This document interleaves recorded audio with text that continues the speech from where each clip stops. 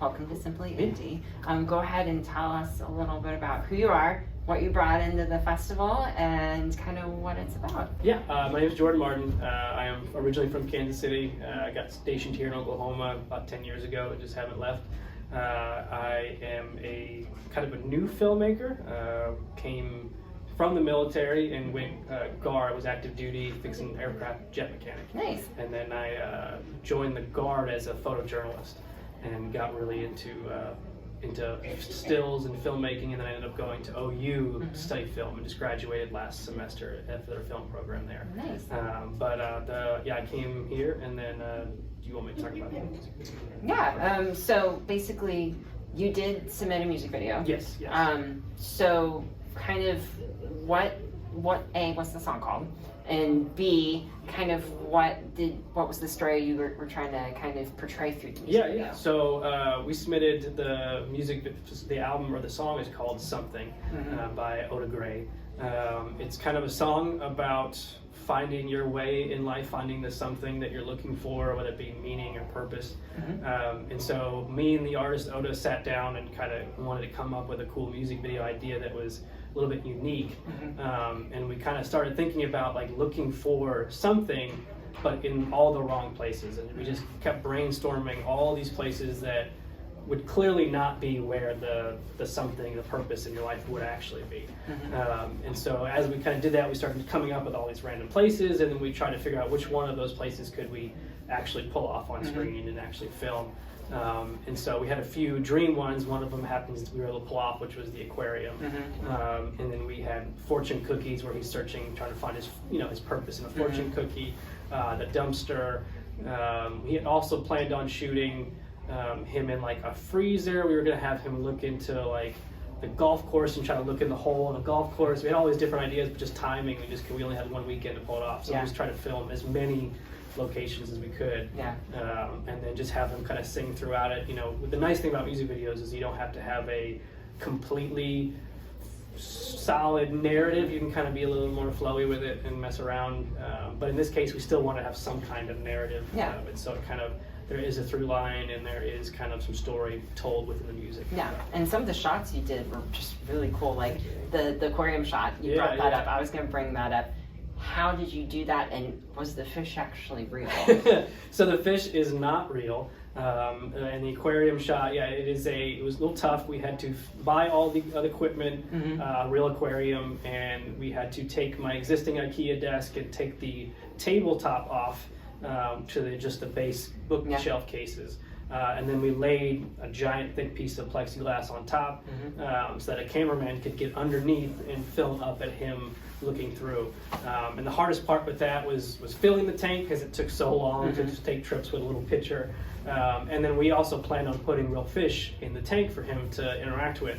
And we went all the way to Petco to buy this, and they said you can't put fish in a tank the first day you buy the tank. You have to like treat the water to get rid of like the chlorine and stuff. And I've never had a fish before. I've had dogs and stuff, so to have to figure that out was a big letdown. I was like, what do I do? Well, it doesn't make sense to have his face stick in a water tank with no fish. And so I had actually just watched like a YouTube video in class. They had made us do like an After Effects aquarium just by chance. And so I used some of that skill, because I'm not really good at like CGI and stuff, but I used that kind of style to make a fish in kind of terrible CG, enough to where I think if you're not paying attention, it can fool you. But if you're really looking for it, it's obvious. But I tried to like hide it behind like the seams of the aquarium, so you could make it look a little bit more real. But it is a real fish. It's just I had to like wasn't physically in that tank at that time. No, Yeah. I think it probably would have been a little sketchy too to film with real fish, because it probably would have scared them. And the more we thought about it, the more we were kind of happy that we didn't do it. Because it would have been probably terrifying for these fish to have someone's face just like blasting inside in their water. So we're happy with it. Yeah, and like one of the other shots too was just he was laying down on the ground, and there were just, like you said, 50 million like fortune cookies. Trying to open, figuring out what his fortune was. Exactly how many fortune cookies? We used about I ordered about 300, and we used about 250 or so fortune cookies. When we had to sit there and open every single one of them and place them all, take the fortune out. We spent a lot of times eating them and reading them, because we knew we had enough of them. But and then we we had to set the camera up. We went through so many batteries because the only way to tell what it looks like is to run a camera and just stare at it. So we had to, you know, rig up this camera and then just consistently look at it and go, okay, move that one here, move that one here. And then when we were ready, you know, it took 2-3 hours to set up the shot, and we only filmed for all of, you know, 3-4, like 10 minutes, you know, just a couple runs and all. And then I wanted to shoot with a gimbal down so that it spun, and we rigged it, and the camera was too heavy for the gimbal to be upside down. So we ended up rigging the shot as high as we could, and then we filmed in a high enough, like 6K resolution, and then I was able to in post rotate it. Because we just couldn't pull off using the gimbal. It was freaking out, and it was too much weight. So well, I have a little Steadicam Osmo gimbal handheld thing, and past couple of days it's been fine, but yesterday just for some reason, like towards the end of the day, kind of freaked out a little bit. But we got it working. They're temperamental. They are temperamental if you don't use them just I don't like them at all. I use them if I have to, but I really would rather just be handheld or tripod, or you know, there's too much trouble for, you spend too much time setting it up and you're missing the shot. So and plus, like, you spend all that time, like you said, setting up a really awesome shot, and then you're only there for like 5-10 minutes. So but besides the gimbal, did you guys, like, you trying to figure all that out, did you guys run into any other difficulties with any of the other locations or shots? We ran into difficulties with, like, getting the jungle type scene, because we needed a place that could mimic a jungle, and it's really hard to find that in Oklahoma. And my dream spot was there's a plant nursery called Greenhouse Inc. in Norman, and I go there to buy my own plants, and it has like a heated, like, tropical plant nursery, and it fit the bill so perfectly. But I had to convince them to let me film in there, and I spent the whole week leading up just trying, and finally on like the day before the shoot started, they said, hey, yeah, no problem, come on out. You know, they let me come in before it even opened, and I had to film by opening time. So doing that with sunlight, you know, and hoping we could get it all wrapped up. But it worked out really well, and it was really cool. The cat at the end, the whole the nursery is full of free run animals. Because the people that live there and own it just let their cats and dogs run around. So there was like cats everywhere, just hiding in all of the trees and stuff. And we saw that one, and we were like, we have to film them. But yeah, that was just more locations getting it, and the rest of it's all my apartment.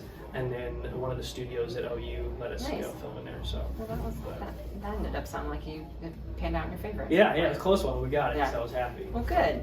Well, I was gonna say, in case anyone wants to follow you online and kind of see what other work you're doing, where's a good place that they could do that? They can follow me on Instagram at The Human Lens. It's TheHumanLens, just like the word. And then Oda Gray is on Spotify. You can listen to his song there. His Instagram goes by his regular name, which is Nick Hodge. So if you find him on Instagram as Nick Hodge, you'll see he's also got his artist pages, Oda Gray. But yeah, definitely listen to his music. He's a new, up and coming, hopefully going to be successful artist in Oklahoma. So I'd like to see him do well. Well, we hope both of you end up doing really well. But have you enjoyed your time here? This has been so far? Amazing. Yeah, good. This is a great experience. This is my first festival ever. So well, it's the not first festival I get to, first one I've ever had anything that I've made in. So to be able to watch my film on a big screen was terrifying, but also like it's pretty awesome, isn't it? Yeah, I was nervous wreck the whole time. And then also you have that creative feedback that you get from people live in the moment, and the audience's feedback. That was really cool, and it played really well, and I was just very happy to be able to see it. So thank you guys. Thank you for having me. You're welcome. Thank you for being here. We enjoyed it. Awesome. Thank you. You're welcome.